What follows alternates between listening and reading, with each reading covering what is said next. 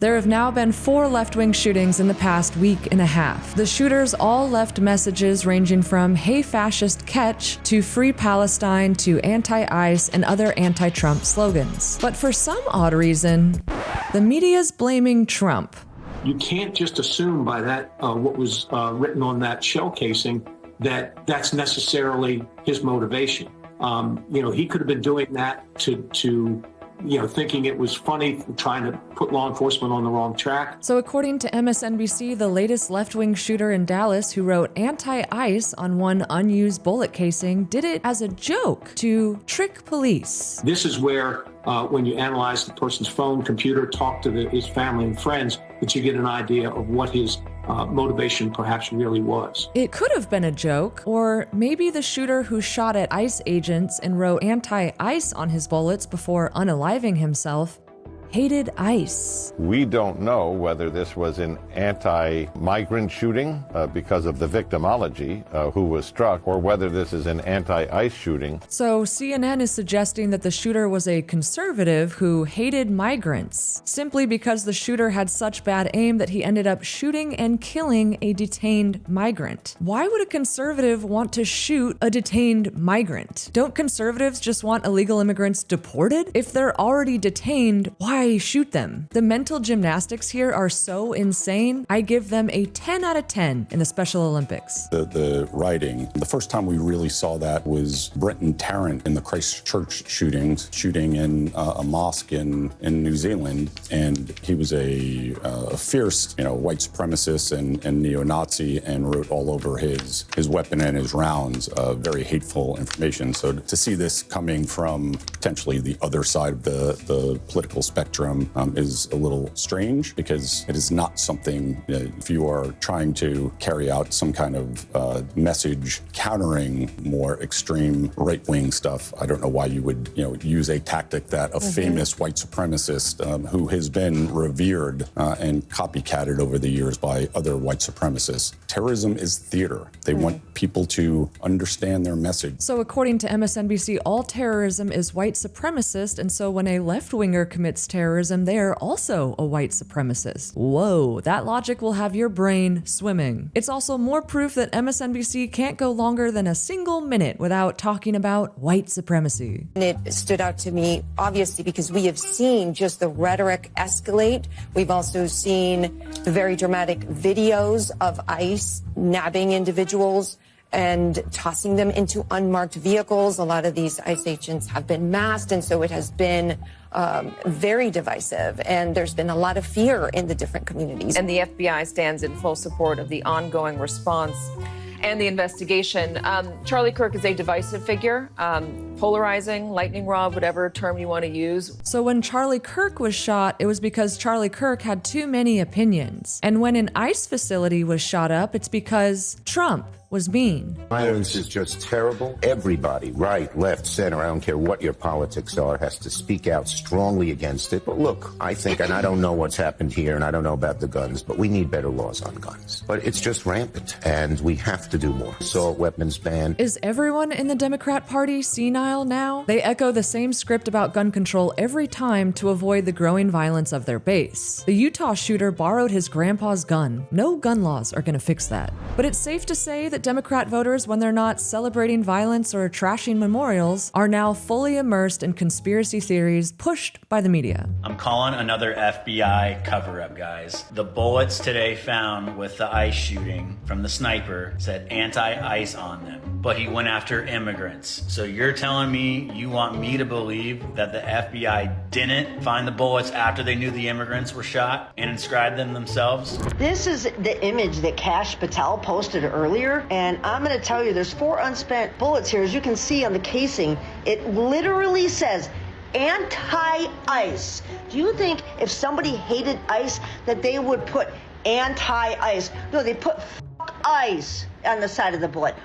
Fuck ICE. They wouldn't put anti-ICE, literally anti-ICE messaging. Are you kidding? We're not buying this shit. Come on, man. Ted Cruz gave a little thing saying politically motivated violence is wrong. This needs to stop. And of course, he brought up the assassination of Charlie. They say that because the left is calling the right Nazis and fascists that this is why this happened, and this isn't why this happened. And then the ICE director got up and said, I think the takeaway from all this is that the rhetoric has to stop. Okay, fuck you, and fuck ICE. This isn't our fault. I mean, I don't know who it was, but detainees were killed. So detainees were shot, and a third is in serious condition. That means that this wasn't an anti-ICE message, except it said anti-ICE on the bullet. Somebody scrawled that on there with a pen. You watch.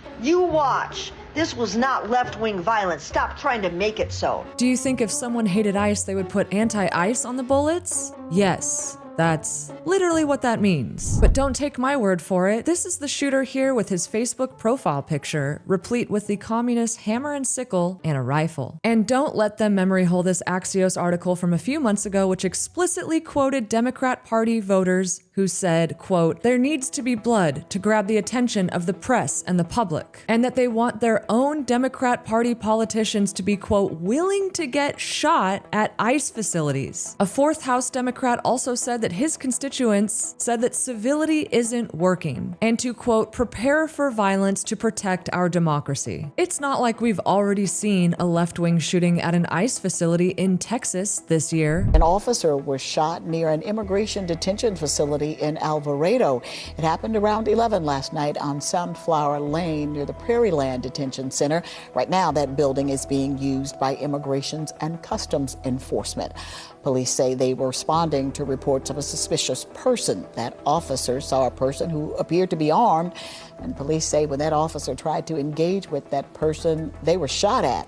The officer was hit in the neck but survived. Yes, the media would love for you to forget the Antifa ambush on the Prairie Land Detention Center in Alvarado, Texas this past July 4th, in which over 17 activists have been arrested. One ICE agent was shot in the neck but managed to survive. Even a Washington Post reporter had to admit that the suspects in the shooting were, quote, tied to trans anti-fascist activism. Yes, in little over a week, we've seen 4 left-wing shootings and non-lethal left-wing violence like trashing Charlie Kirk memorials and leftists starting fistfights at candlelight vigils. If someone they cared about had died, leftists would be violently rioting and looting, so I guess they had to express their violent rage somehow after the Kirk assassination. If only we could figure out why the Democrat Party base is violently attacking ICE facilities. I guess it's just a mystery for the ages. This is Gestapo-like behavior. Plainclothes officers wearing masks are terrorizing immigrants. The ICE issue is alarming beyond words. Masked men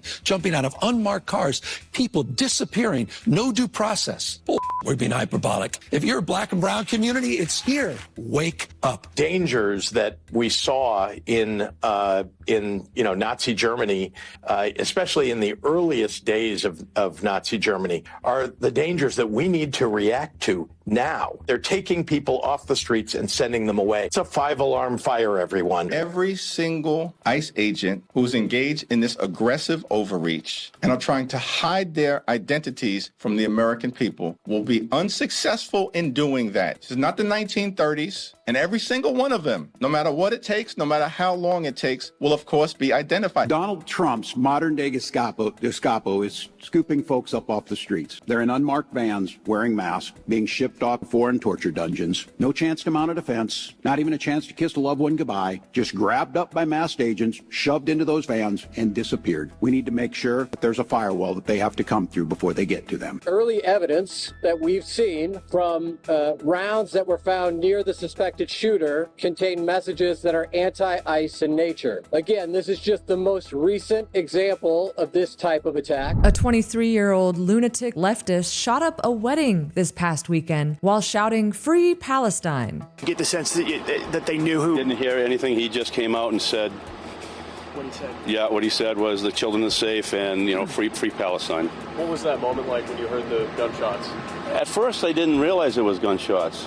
It sounded like balloons because, we were at a festivity thinking, maybe somebody popped the balloon. But then you look around, we didn't have balloons. And then it got serious because there was 2 and then 4 right away. That's what I heard anyway. He killed one poor 59-year-old man and would have killed more had a wedding guest not bravely hit the shooter over the head with a bar stool. And I heard pop, and there's a big wedding going on. I thought it was a balloon. Then all of a sudden, pop, pop, and I saw the guy with the gun. I got up immediately, hit him in the head with a chair. Another guy tackled him. He's got a pretty good cut on his head. And when I hit him in the head with a chair, he dropped his gun and ran. Tragically, the man who was shot and killed was a father, a Red Sox fan, and a Trump supporter. But I'm sure the media will say the shooting was MAGA on MAGA violence regardless. The left-wing lunatic who shot up an ABC station this week after his master Jimmy Kimmel was off TV for 48 hours wrote multiple inflammatory messages online, including, quote, rules don't apply if election's stolen, and that Democrats must, quote, fight like hell. A 64-year-old man named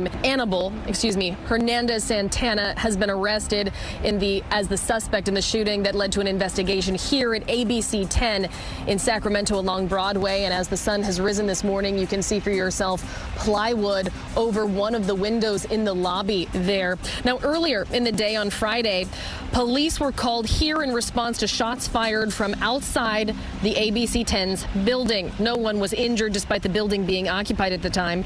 3 bullet holes were seen in the window on the building's lobby. And that's when the investigation began. Later the same day, KCRA 3 saw police in the River Park neighborhood, including SWAT teams. A witness at the scene reported seeing a man tackled and then taken into custody. It's California, so he's already been released on bail. And would you be surprised to find out that he also celebrated the assassination of Charlie Kirk? Incredibly, the shooter worked as a legislative director for the California Federation of Teachers, one of the most powerful unions in the state, and he had written online that, quote, the authoritarian oligarchy is now complete. CBS caving, big law firms in DC, FBI, AG, university presidents, Supreme Court, public radio, ICE goons, we're all going to have to fight like hell, end quote. Man, it's such a mystery as to what rhetoric inspired him to pick up a gun and start shooting.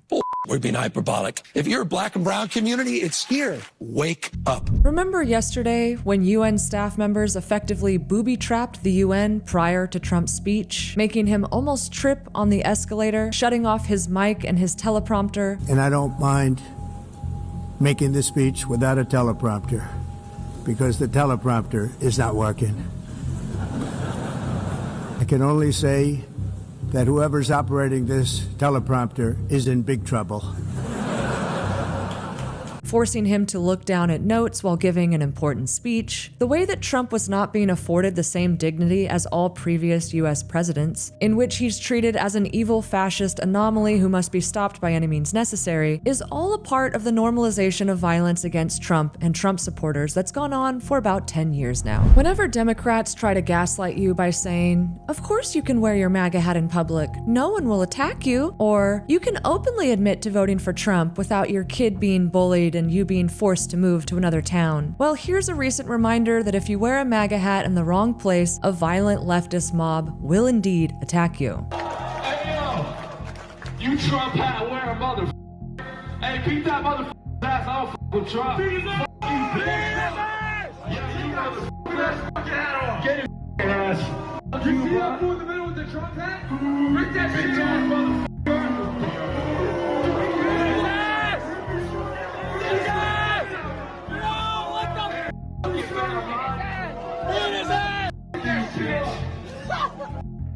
Shut my dick, boy.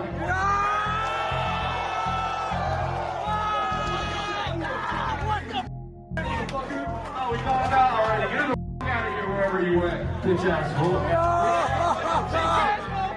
Get God, mother.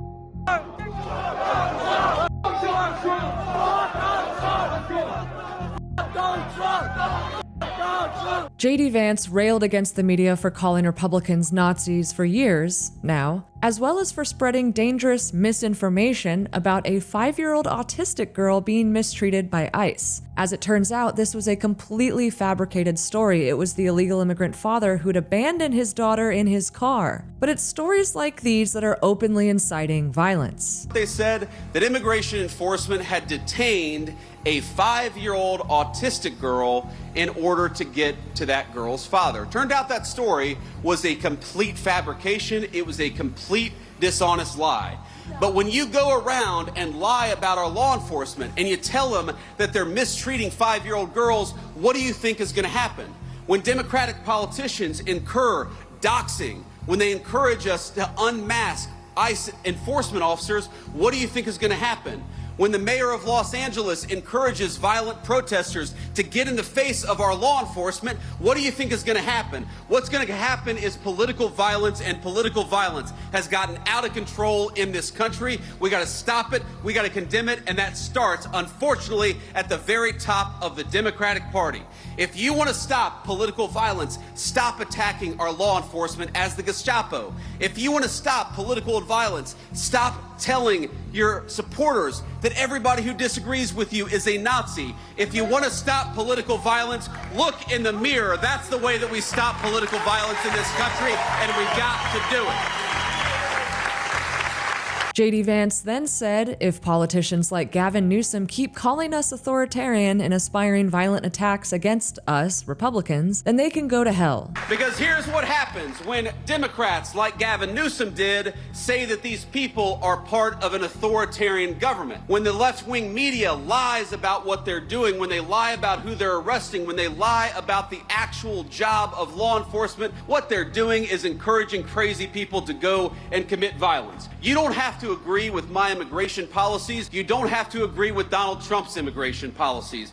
But if your political rhetoric encourages violence against our law enforcement, you can go straight to hell, and you have no place in the political conversation of the United States of America.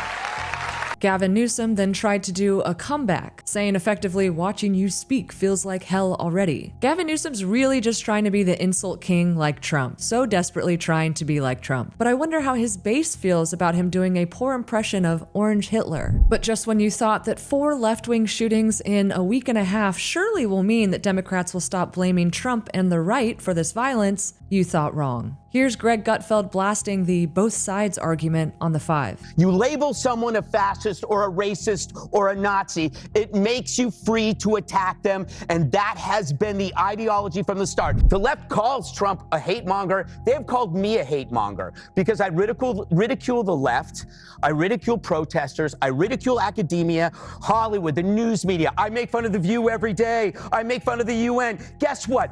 No one acts on the things that I say because my side doesn't do that. We say people are stupid, we say people are wrong, but we don't say they're evil. That is your game, okay? And then you come and you say, okay, man, this is a mentally ill loner. Well, who do you think does this stuff? It's not Ben Affleck, it's not Tom Brady, it's not even Carrot Top. People who do this stuff are always that way. The question is, who points them in that direction? Why pick ICE? Why pick Kirk? Why target TV stations and put bombs under Fox trucks? Why vandalize memorials? Why kill kids in Catholic schools? 2 things can be true. A person can be mentally ill, and you can be guiding him to that place in his life. That is how brainwashing works. But I hope for all our sakes that Democrats will eventually change their tone, if only to save lives and prevent future violent attacks. But if the party can't help itself, I guess the violent left-wingers will just have to be locked up.